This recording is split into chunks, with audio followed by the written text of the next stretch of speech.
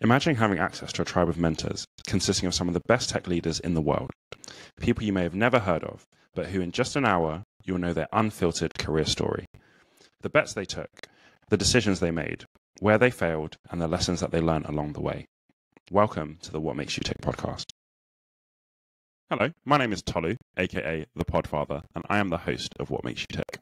Hello, Podfather. I am Richard Washington, as you well know. I'm the founder of Tick Talent. We sponsor this podcast, and I'm delighted to say that this week we have a very special guest, Tolu, Podfather. Who is it? This week's guest is Alex Shyshko.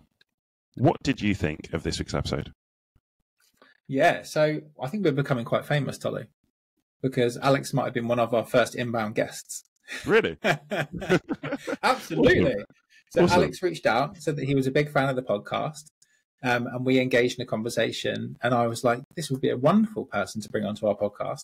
And the first thing I think people are going to notice if they're watching the video rather than listening to the audio version of this is what a beautiful smile this man has. He's got such a good energy that shines through in terms of his personality. I love that he's got this immigrant story of moving from the UK, from the Ukraine to America, and starting in the world of tech. He just has great values. It's a really good episode about partnerships, believing in people. I think there's a huge amount for people to glean that gives them a non-traditional story of kind of growing up in a tech hub and then just falling into it. He's made this happen by a bunch of hard work and effort. What did you enjoy about it? Alex is the American dream. You know, when we talk about the American dream, like, you know, immigrant comes to America, Alex is that. And he's just done it, like you said, in a really great way. And he's just a very nice human. Really good episode. Really enjoyed the conversation. Absolutely. Well, without further ado, let's roll the VT. Alex, welcome to the podcast. It's great to have you on. Thank you so much for joining us. Thank you so much for having me. Absolute pleasure. And I'm really looking forward to your journey. You've had a very interesting story, so I'm sure people are going to love it. My first question for you is, Alex, what makes you tick? I like building things, whether professionally or personally. I just love to come in and build something out of nothing. Okay. What are some of the things that you build personally? Personally, I have done nothing as far as I'm not a handyman at all. You do not want to get me anywhere near hammer or ladders, etc. But what I have done personally, however, is I like to create processes. I like to create some certain systems for myself. Yeah, I think as cliche as it sounds, it does reflect into my personal career, and I've been able to then reflect that into building professionally different programs and systems and organizations in that way. I love that. I love that. Don't worry, you're in very good company, because my father-in-law, he calls me computer hands. So he's very good with his hands. I'm very good with building processes and systems. So you're in very good company. Don't worry. Exactly. We're on the same page there.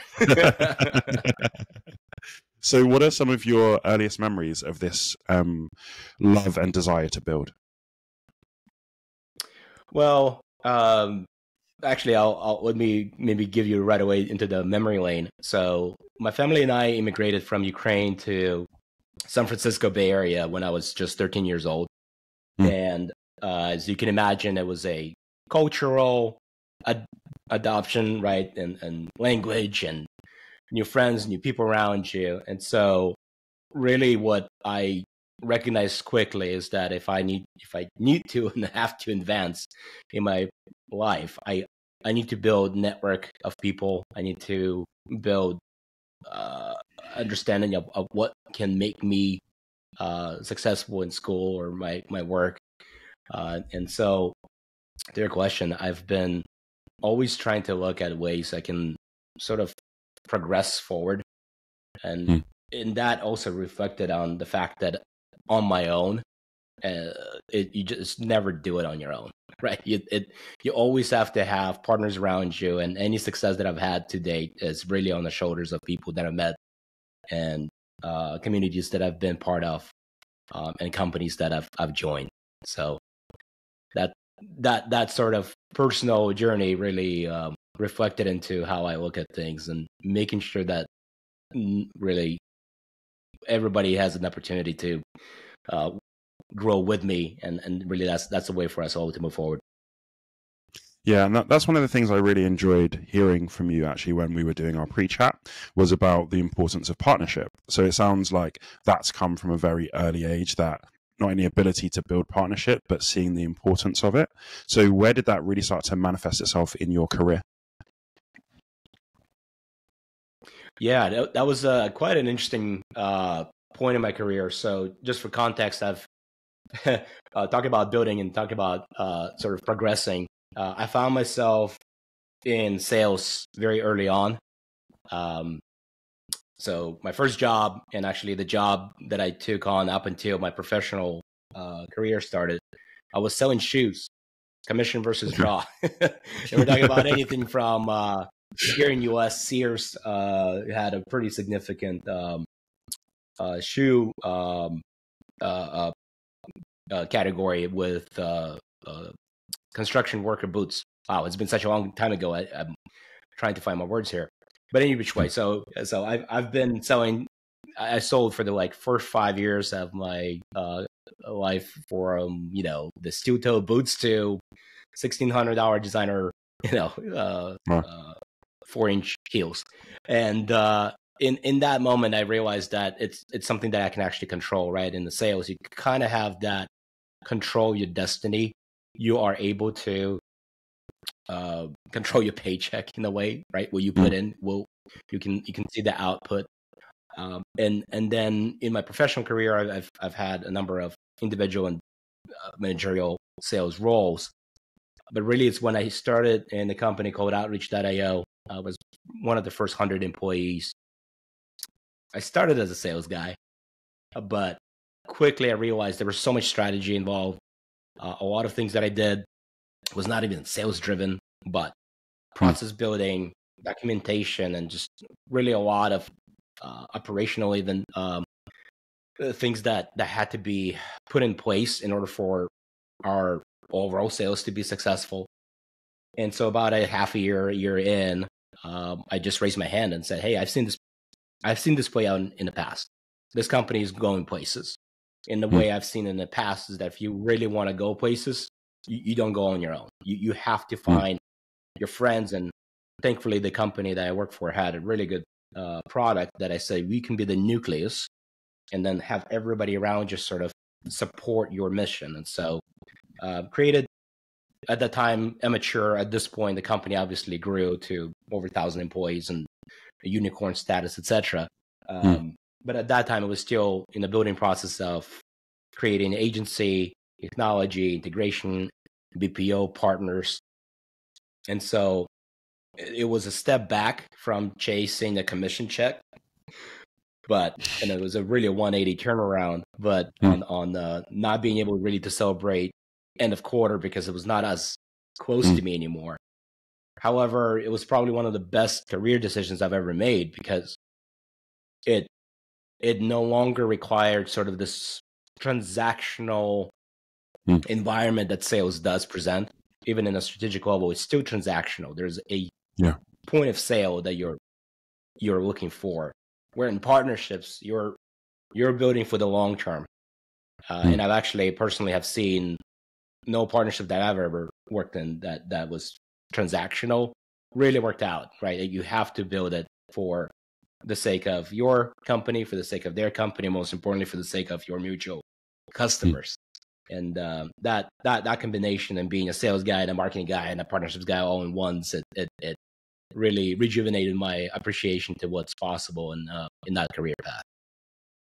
Was it a tough transition at all? Because you mentioned that it was a bit of a 180 turn from what you'd been doing before. Were there any elements of it that were tough for you? Probably the number one thing was financial. I would just be very transparent. The reason why I stayed in sales, again, was ability to grow myself and to just be more financially stable. I actually graduated with a marketing degree, but I've never done marketing, even though, especially right now, I feel like I'm more of a CMO than a CRO. But I've never actually held a marketing position, even though I sold to marketers, and I've done quite a few marketing campaigns and programs to support my own. But yeah, transition to partnerships was hard because that was the same year that we were just buying the first house. We're still in the startup, right? There's no guarantees. I'm changing the career that I thought was mine at the pinnacle of it. But there's a certain point you understand how to sell at different levels and how to be very comfortable and do your job well, even at the days when you don't feel well. But you know how to do your job so well that even your worst days can be somebody else's impossible days. So changing that whole transition in the mid-flight with family, kids, and more responsibilities at that time than I dared to account for was a significant risk because it might have not worked out, but that was definitely a big change. What made you take that risk? You know, I actually still ask myself that because I could have easily just changed my. I remember actually very clearly. It was we did this very interesting guerrilla marketing, almost like campaign during Dreamforce, and I was, it's interesting. That's a good question. Just literally, so I made that decision almost on the spot. I knew I was building towards it, right? But to plunge in and say, you know what? If we forget everything else, like this is going to be my new job that I'm really going to create for myself. Because at that point, there was no rec for it necessarily. I was literally transitioning and saying, this is going to be my job. Number one, company obviously took a risk on me as well and said, yes, go ahead and do it. But number two, I remember that day clearly at we were hosting customers and companies that were in the future became our technology partners. And I was talking to Matt Millen, who was a CRO at that time, and he said, "Is that the decision you want to make? Are you sure you want to go from sales into partnerships role, which is not it's still there's still a lot of sales going on. Don't get me wrong, but it is a role that's not going to be the same, and you will have to learn everything from ground up." And I think that change was very important for me because I realized also that there are people that are career sales people, and they do amazing work.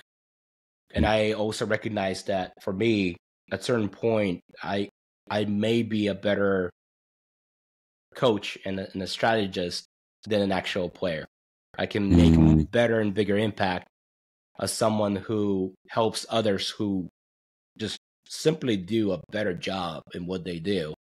And that can be that supporting force and amplify their results. And it sounds deep, but that in the most simplistic way, I realized that my strength might be and I keep saying building, but it really is in building things versus when in sales, it is ultimately taking what's built and sharing with others and others paying you money to have it as well. So maybe on that different kind of equation, a different part of that equation, really, I recognize that I can tap into strength that others just may not have, and I can be more effective that way too. I think sometimes there's a tension between those two things, especially as somebody who enjoys getting involved. There can be quite a tension when you move from, I was doing it before, to now I have to motivate, encourage, and free other people and empower other people to do it.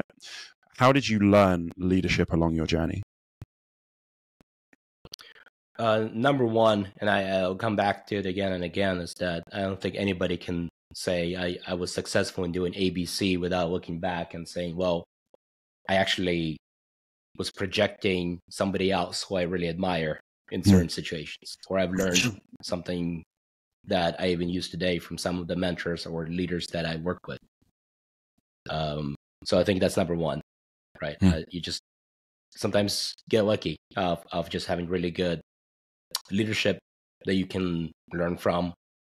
And also that allows you to recognize pitfalls or maybe not such good leadership or strategies because you know what works. You've seen this movie in the past.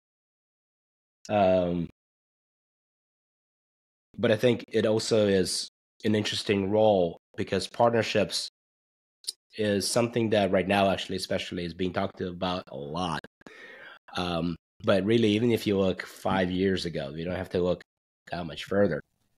Really, when people talked about partnerships, number one thing that came to mind was some level of channel where your partners really were just an extension of your sales team, really. They were an extension of your sales team. They were selling your product, but just not under your roof, but through their own entities. And it's still a formula that's $1 trillion business, right? It still works today.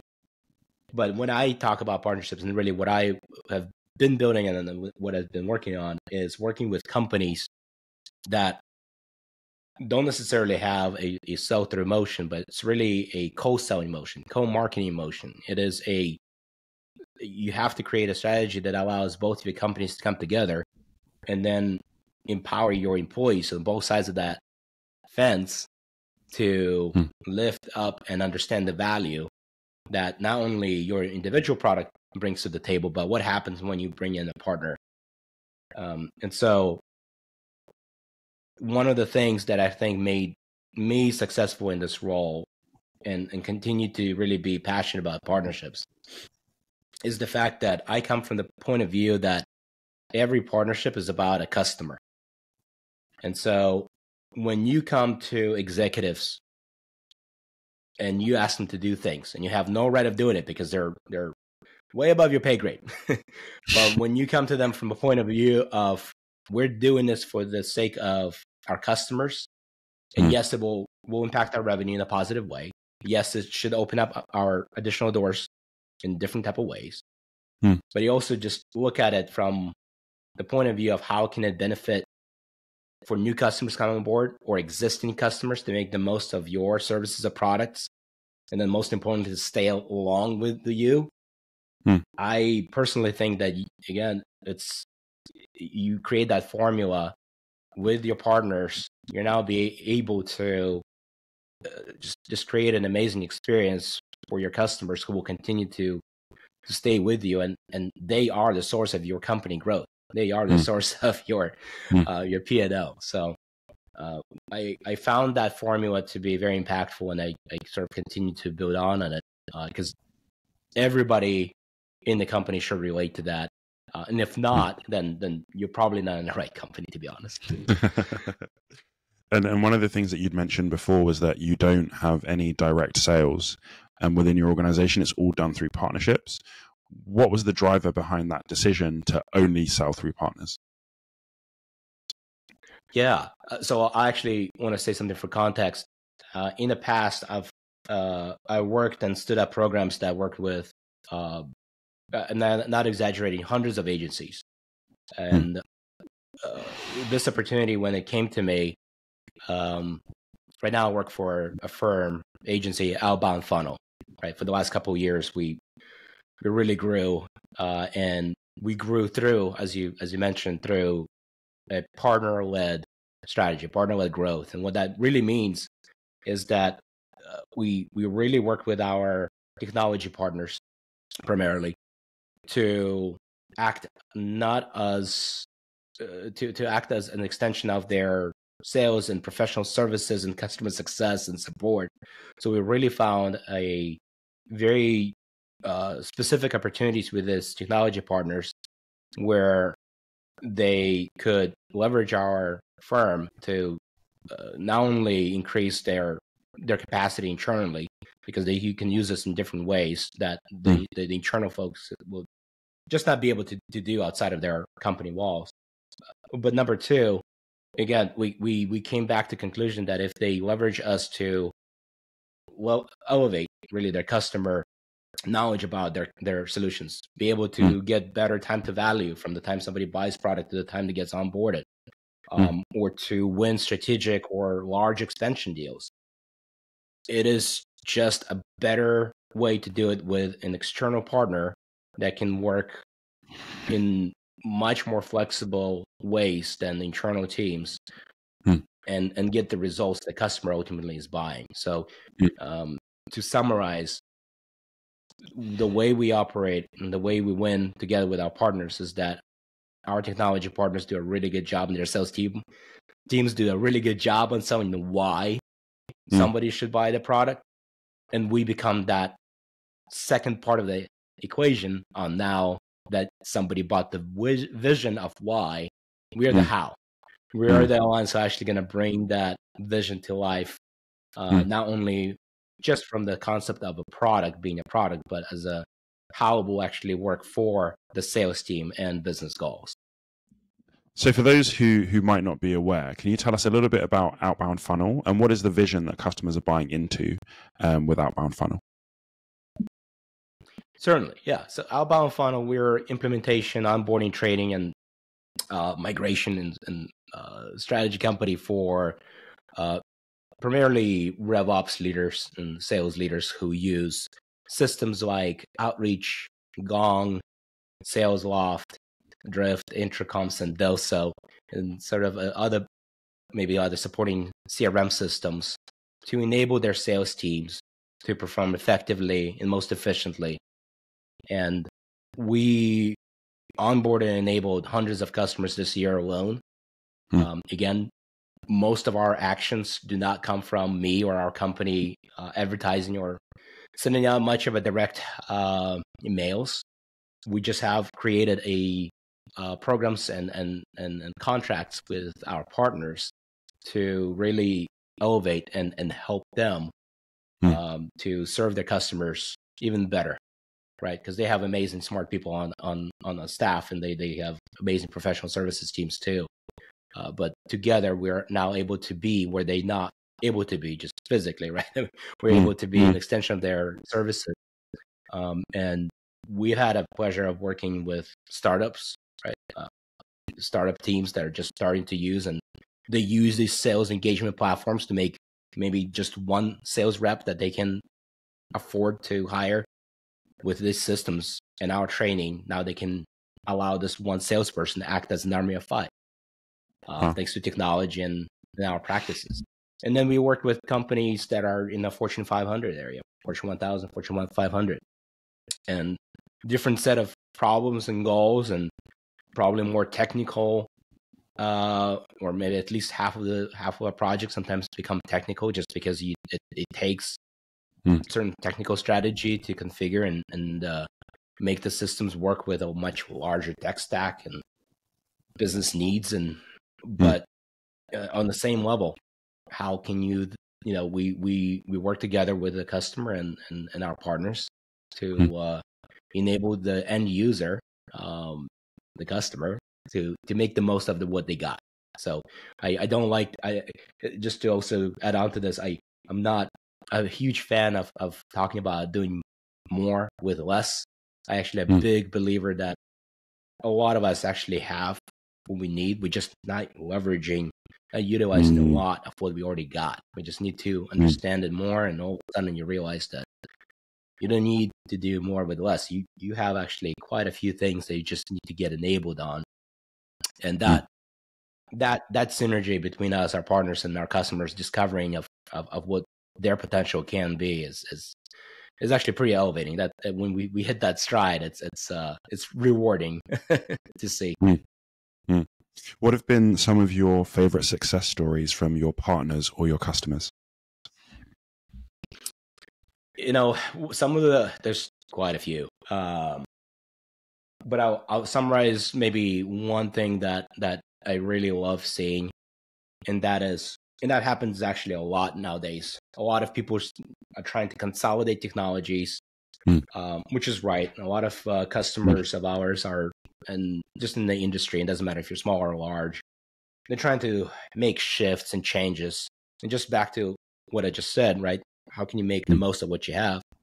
The best success stories is when, before a company is switching products and investing a lot of money into migrating technology, retraining their teams, rewriting the playbook, right? Because you have to, even the technologies look similar. I love when companies come to us or come to their vendor and then we share and they send it them to us and we help them like 6 months before they renew or sometime before they feel like they have to just unplug everything and just plug in a new machine. Because a lot of times when we do that and when the business decision is made, it is made. And sometimes it's made for the right reasons, but I have to admit half of the time when I see the reasons behind it, I really wish we worked just 6 months before this and we would have been able to create what they needed at that time. And so some of my success stories is companies that take stock of what they have, work with people and work with their vendors and partners to make it better, and then take a decision if you really need to switch, or maybe they just completely underutilized a product that sometimes maybe was completely dormant.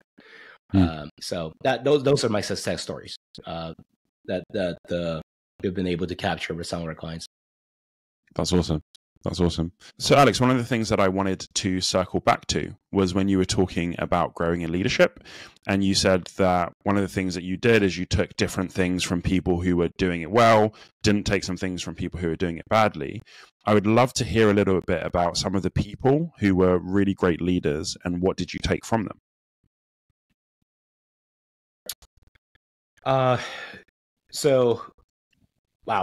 There's quite a few.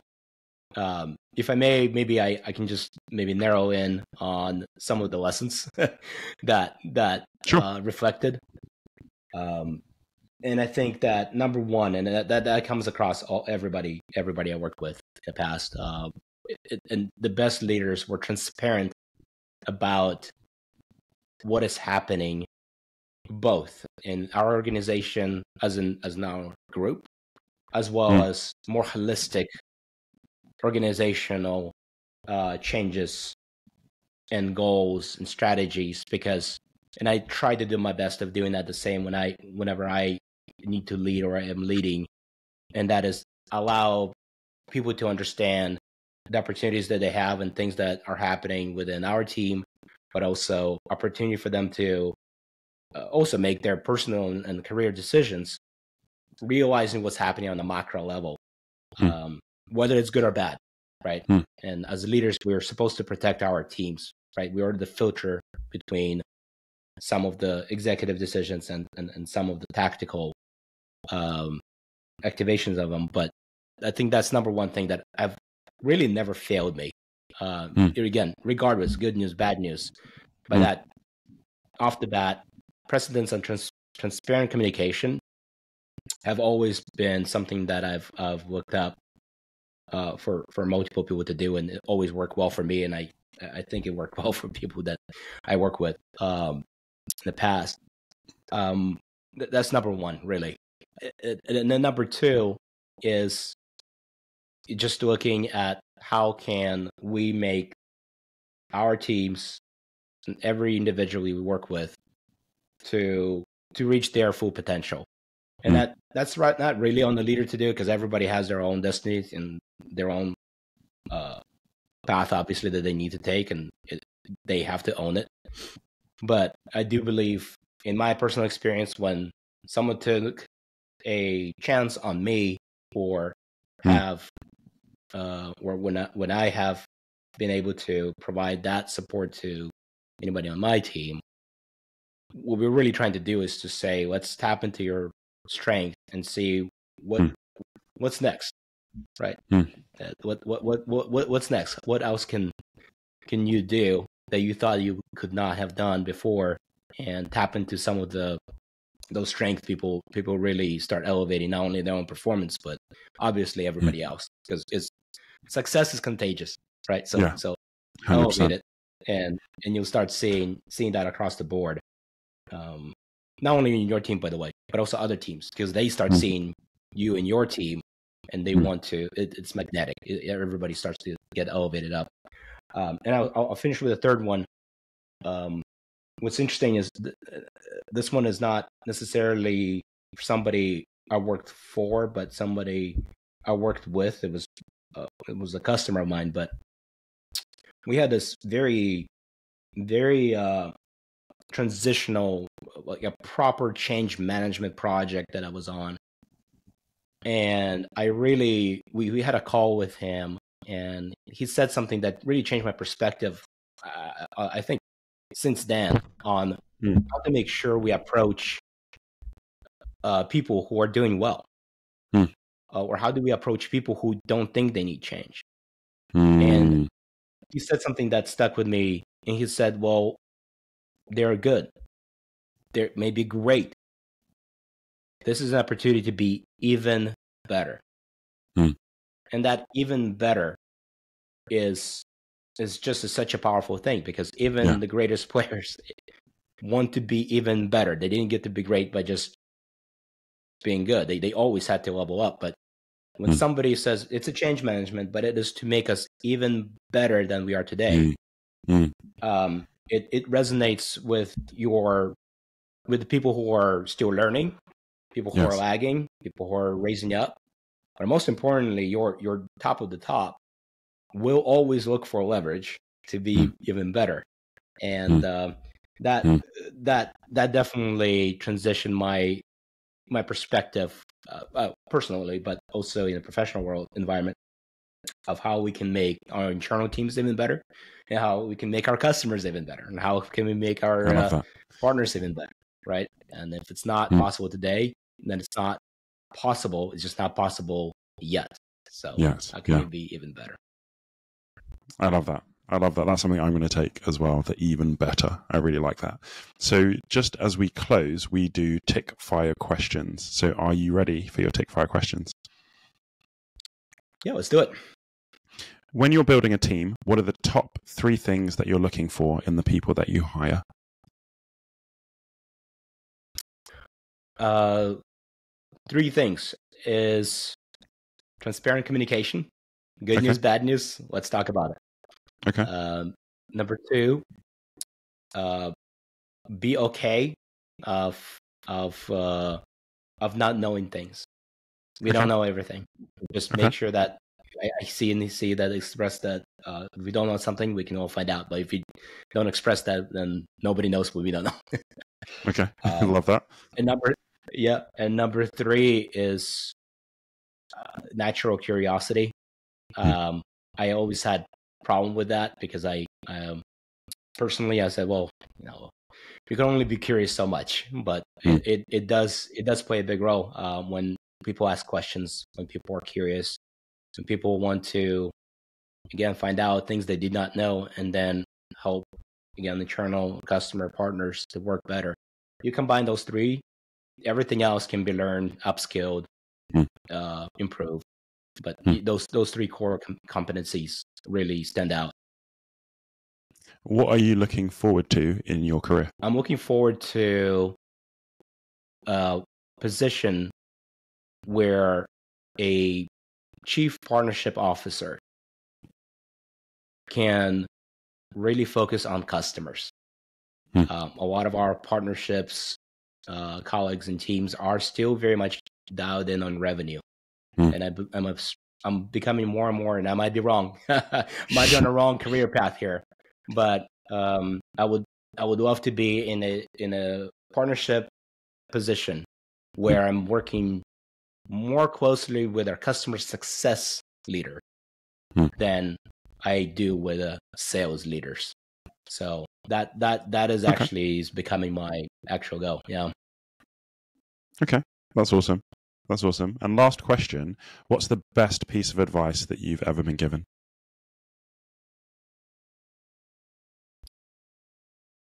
Keep going. Just keep going.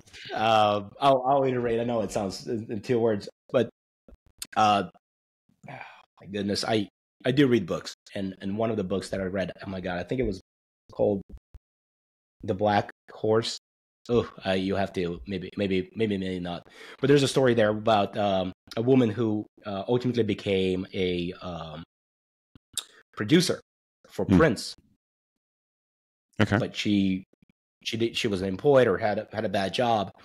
But ultimately, her 2 sentences that really also kind of from that book changed my perspective on life is that if you're standing on the side of a road and just, pick me up. It looks strange. It maybe people are not, going to look at it and not certain like what was going on. But if you're walking and you have a direction, you keep going while you're saying, hey, by the way, if you give me a lift, I have a directive, I have a guidance, I'm keeping going. It's number one, most people will do it because they see you're already striving, you're already going. But number two, when you know that, when you embody that, like, I need to keep going, and then you will have a wind behind your back in one way or another. That's just keep going. That's so profound, because if you just stay in one place, you will never get to where you want to go. But if you keep walking, even if it takes 10 years, 20 years to walk to where you're going, you'll still get there because you're moving towards it. So even just from that perspective as well, like, if you keep going, you're always going to be getting closer to what you want than if you just stand still and wait for someone to help you. Exactly. And as we talked about, process is contagious too. People will want you get there too. They will help you, but you have to set that goal. You have to set that objective and just keep going. Love that. Alex, thank you so much for being on the podcast. I've really enjoyed our conversation, and I know a lot of other people will too. So thanks so much. I appreciate it.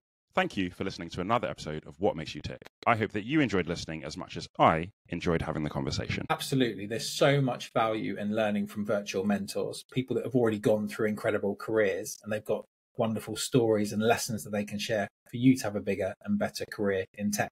And if you like this sort of content, we've also got a newsletter that we publish weekly called Growth Magnet, all about tech startups, leadership, scaling, and performance. We'll put a link in the show notes, and it'll be fantastic to see your comments on our next post.